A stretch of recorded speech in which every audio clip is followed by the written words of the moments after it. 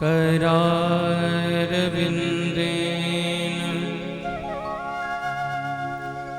पदारविन्दं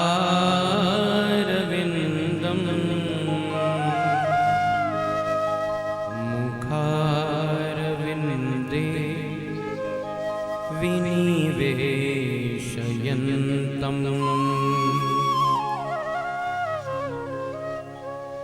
वटस्य पत्रस्य पुटे शयानम् बालं मुकुन्दं मनसा स्मरामि।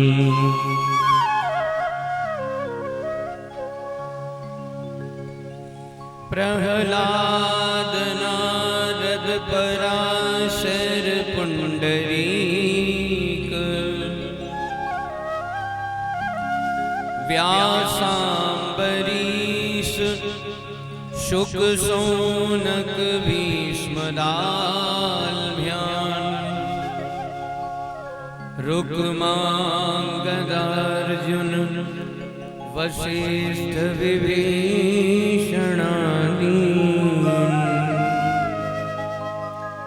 एतानहं परमभागवतान्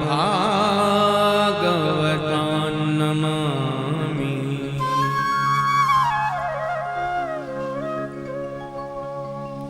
मनोजवं मारुततुल्यवेगम् जितेन्द्रियं बुद्धिमतां वरिष्ठम् वातात्मजं वानरयूथमुख्यं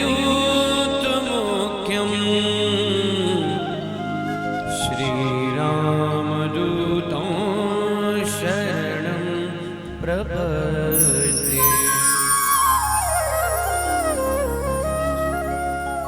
गौरांगं रसमयं नित्यं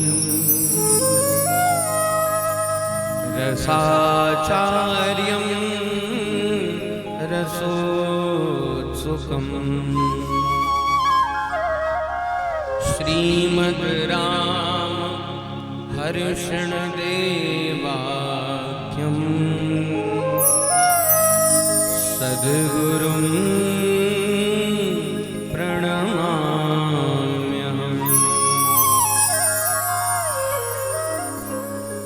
हृदय हरण हंसी सुनहु यह आपन निज गुण ग्राम सर्वस दास ब्रजेश के प्रभु श्री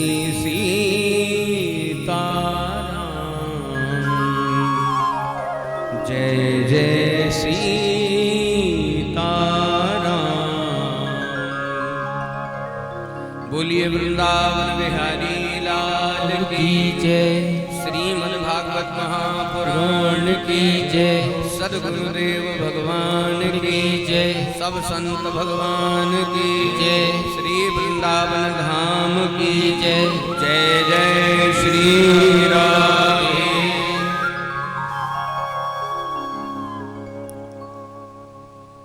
कथा के पूर्व आइए बड़े भाव से बड़े प्रेम से मेरे साथ मिलकर भगवान नाम की मस्ती का आस्वादन कीजिए।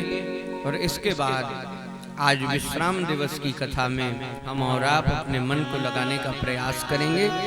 बड़े भाव से भगवान नाम संकीर्तन।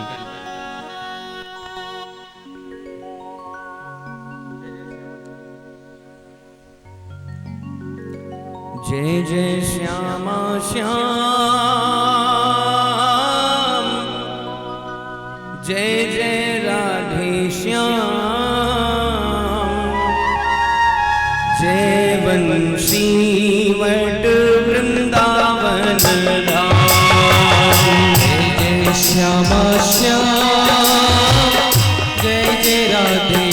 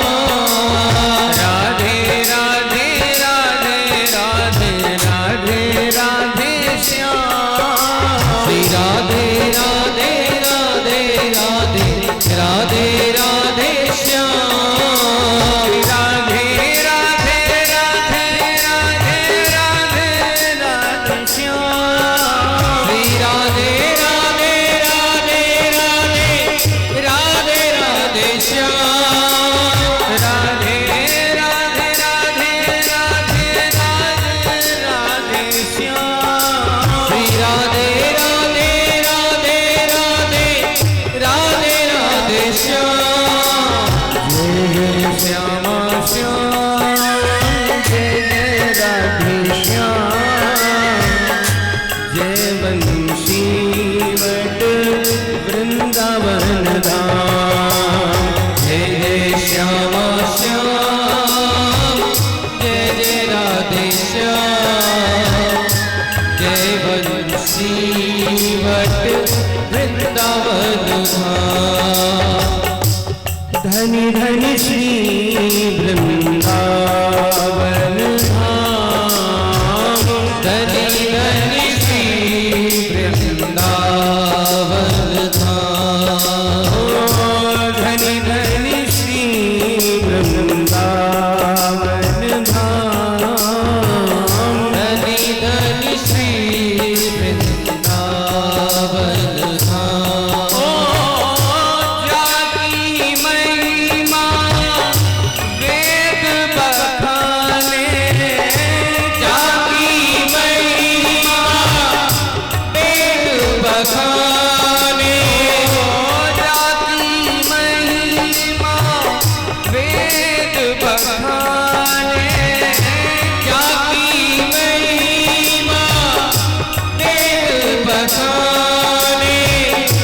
सब विधि पूर्ण काम धनी धनी, सब विधि पूर्ण काम धनी धनी, सब वृंदावन धाम धनी धनी, श्री वृंदावन धाम।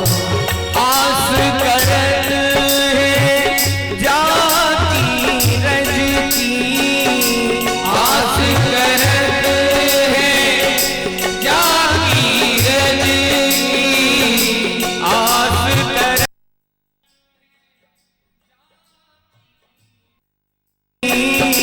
आस करत है जाति रज की, ब्रह्मा सुरग्राम धनी धनी, श्री वृंदावन धाम धनी धनी, श्री वृंदावन धाम।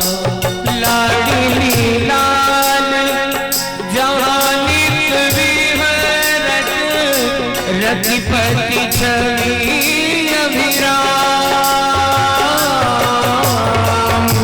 लाडली लाल जहाँ नित विहरत, रतिपति छवि अभिराम। रसिकन को जीवन धन कहियत, मंगल आठों याम। रसिक जनन को जीवन धन कहियत, मंगल आठों याम धनी धनी, श्री वृंदावन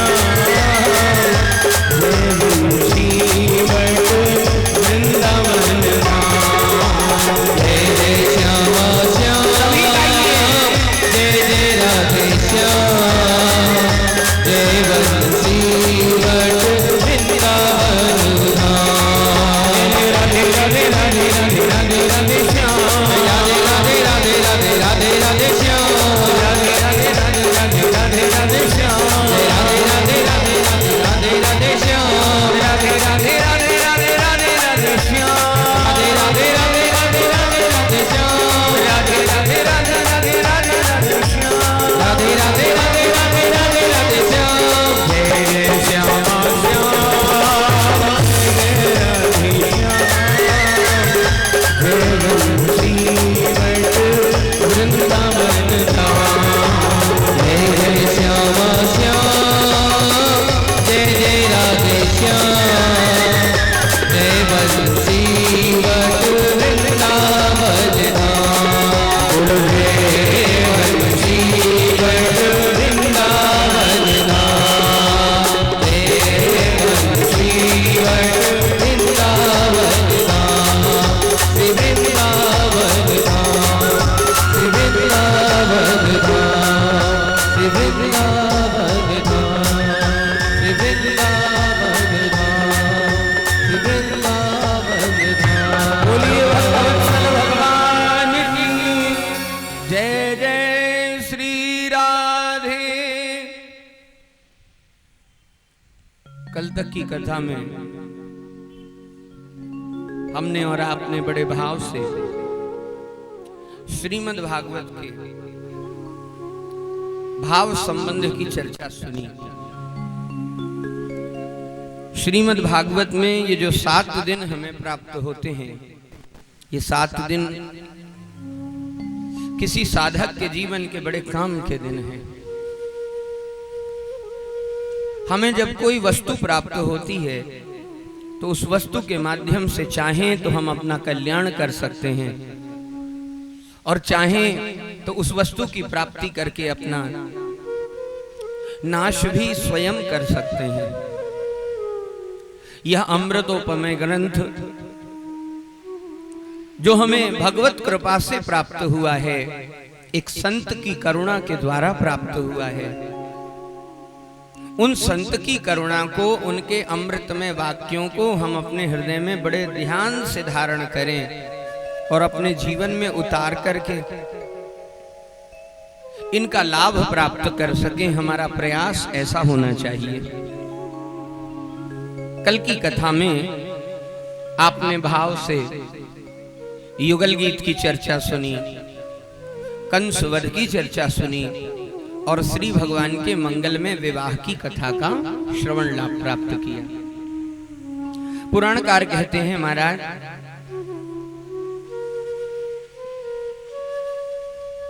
द्वारिका याम भूद्राजन महामोदः पुरोकसाम् रुक्मिण्या रमयोपेतम्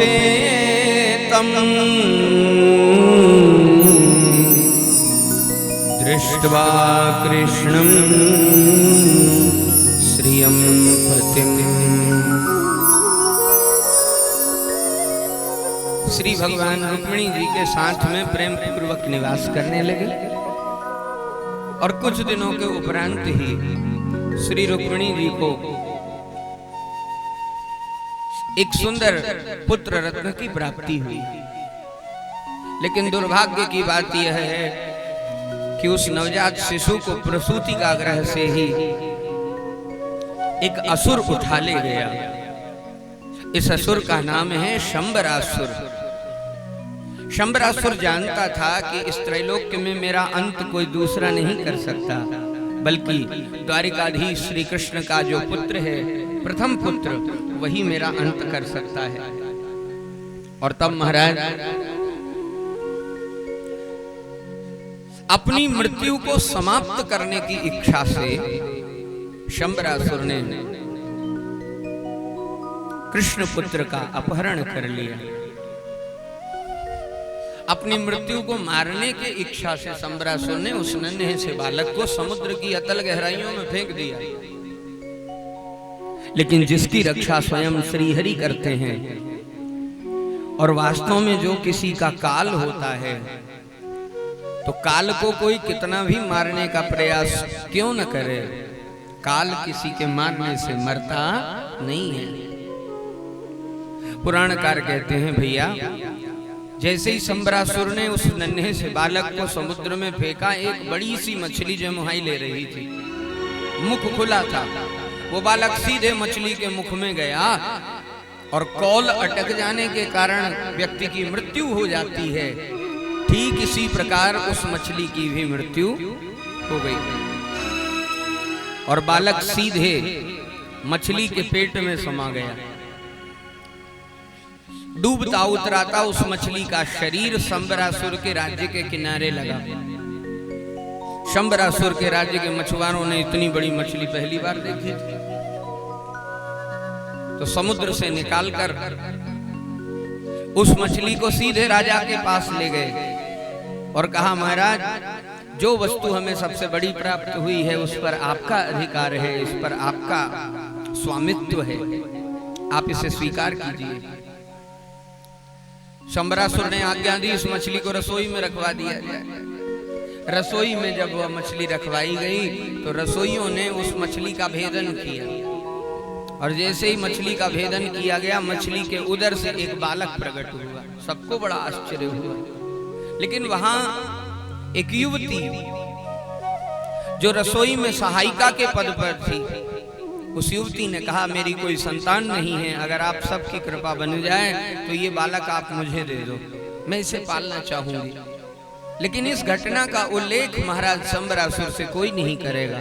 सबसे वचनदान ले लिया और उस बालक को वह युवती पालने लगी। धीरे धीरे समय बीता, बालक बड़ा हुआ और किशोरावस्था को प्राप्त हुआ।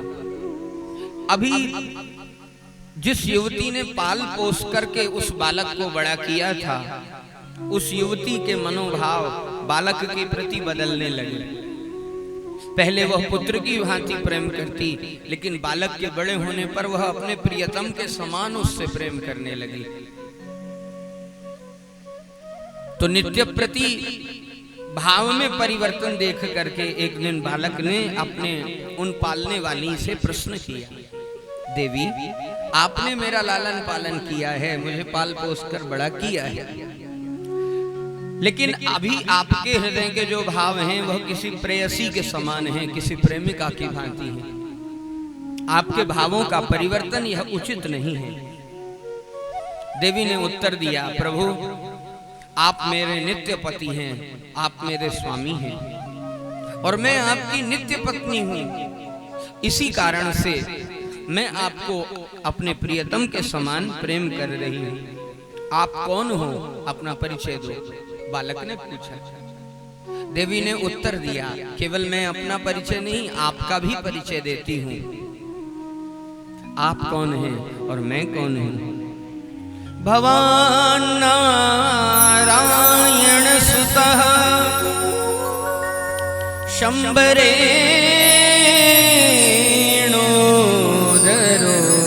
गृहात् अहं ते अधिकृता पत्नी रतिः कामो भवान प्रभो। भगवान नारायण सुतः, आप द्वारिकाधीश साक्षात श्री नारायण के पुत्र हैं और शंबरासुर ने आपका प्रसूति का ग्रह से अपहरण किया था। मैं आपकी अधिकृता पत्नी हूं, मेरा नाम रति है और आप साक्षात कामदेव हैं। हे प्रभु, बात उस समय की है जब भगवान शंकर की समाधि को भंग करने के लिए देवताओं ने प्रार्थना की और तब आपने अपनी सेना के साथ मेरे साथ मिल करके भगवान शिव की समाधि को भंग करने के लिए प्रयास किया। लेकिन भगवान शिव के अतुल्य क्रोध के सामने आपका शरीर जल करके भस्म हो गया। और तब महाराज, मैंने रो करके उनके चरणों को पकड़ा, प्रार्थना की कि हे भगवान भूत भावन, आपकी जो भी उपासना करता है, पूजा करता है, वह सौभाग्य की प्राप्ति करता है, मंगल उसके जीवन का प्रतिमूर्त बन जाता है। लेकिन आपकी शरण में आने के बाद मेरे पति की हानि हो गई है। हे प्रभु, मेरी रक्षा कीजिए, मेरे पति के प्राणों को मुझे पुनः प्रदान कर दीजिए। तब भगवान शिव ने मुझे वरदान दिया कि चिंता मत करो, मैंने तुम्हारे पति को मारा नहीं बल्कि उसके शरीर को जला करके नष्ट किया है। अब ते रतिपति नाथ तब हो यह नाम अनंग। तुम्हारे पति का नाम अब अनंग होगा। अनंग का मतलब जिसके कोई अंग नहीं है, जिसके पास शरीर नहीं है, लेकिन ये बिना अंग के भी सारे संसार पर अपना संयम रखेगा। देवी रति ने हाथ जोड़ के प्रार्थना की भगवान शिव से, प्रभु ऐसे पति का मैं क्या करूं जिसका अंग ही नहीं। भगवान शिव ने कहा चिंता मत करो। द्वापर के समय में जब यदुवंश में भगवान श्री कृष्ण का अवतार होगा, तब उस समय श्री भगवान कृष्ण के ज्येष्ठ पुत्र के रूप में यही कामदेव तुम्हें पुनः प्रद्युम्न के नाम से प्राप्त होंगे। तो हे प्रभु, मैं आपकी अधिकृता पत्नी हूँ। अहम ते अधिकृता पत्नी ही रति कामो भगवान प्रभु। मेरा नाम रति है और आप साक्षात कामदेव हैं। रति से प्रश्न किया प्रद्युम्न जी ने, बताइए मेरे जीवन का लक्ष्य क्या है। देवी रति ने कहा, आपको शंबरासुर का अंत करना है। आप शंबरासुर के काल हैं। और तब प्रद्युम्न जी को विविध प्रकार की विद्याओं का दान देवी रति ने दिया है, और उन विद्याओं के प्रताप से क्षण मात्र में प्रद्युम्न ने शंबरासुर का अंत किया। अपनी देवी रति को साथ में लेकर बड़े प्रेम से द्वारिका आए हैं, और द्वारिका के विविध महलों में श्री श्याम सुंदर ने, द्वारिकाधीश ने उन्हें आदर सहित स्थान दिया है। पुराणकार कहते हैं, महाराज यह चरित्र रुचिर है। श्री सुखदेव भगवान पुनः कहते हैं कि मैं आपको भगवान श्री श्याम सुंदर के विवाहों की चर्चा सुना रहा था। एक भगवान का विवाह मणि के कारण हुआ, और दूसरा विवाह भी भगवान का मणि के कारण ही हुआ। ये दो विवाह कराने वाली उस दिव्याति दिव्य मणि की कथा राजन मैं अब आपको सुनाता हूँ। सत्राजितः स्वतनयाम कृष्णाय कृत किल्विषम स्यमंतकेन मणिना स्वयमुद्यम्य दत्यवान। राजा ने प्रश्न किया, महाराज ये सत्राजित कौन है, और ये स्यमंतक मणि कैसे उन्हें प्राप्त हुई, और किस प्रकार से सत्राजित ने अपनी कन्या को श्री श्याम सुंदर को प्रदान किया। श्री सुखदेव भगवान इस स्यमंतक मणि के उपाख्यान का गायन करते हुए कहते हैं, सत्राजितः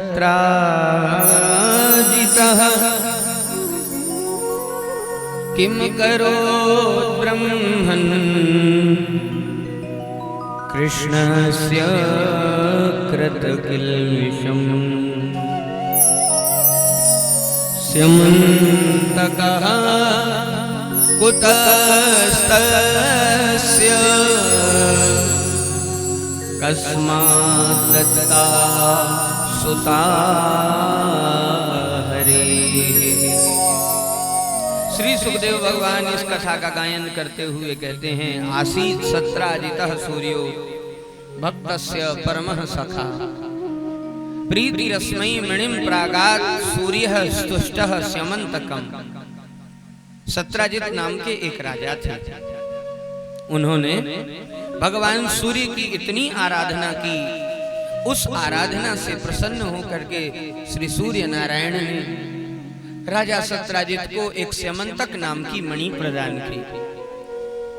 इस मणि की विशेषता यह थी कि प्रातः काल जैसे ही सूर्य की किरणें इस मणि पर पड़ती, यह अपने से बहुत ज्यादा गुने भार स्वर्ण और प्रकट कर देती। एक बार इस मणि को पहन करके राजा सत्राजित श्री भगवान द्वारिकाधीश की सुधर्मा सभा में प्रवेश करते हैं। इन्हें देख करके सभापति आपस में बात करने लगते हैं, अरे लगता है आज हमारे श्री द्वारिकाधीश के दरबार में साक्षात सूर्य भगवान आ रहे हैं। लेकिन जब निकट आए तो पता चला कि ये सूर्य नारायण नहीं बल्कि सूर्य नारायण के परम उपासक सत्राजित हैं।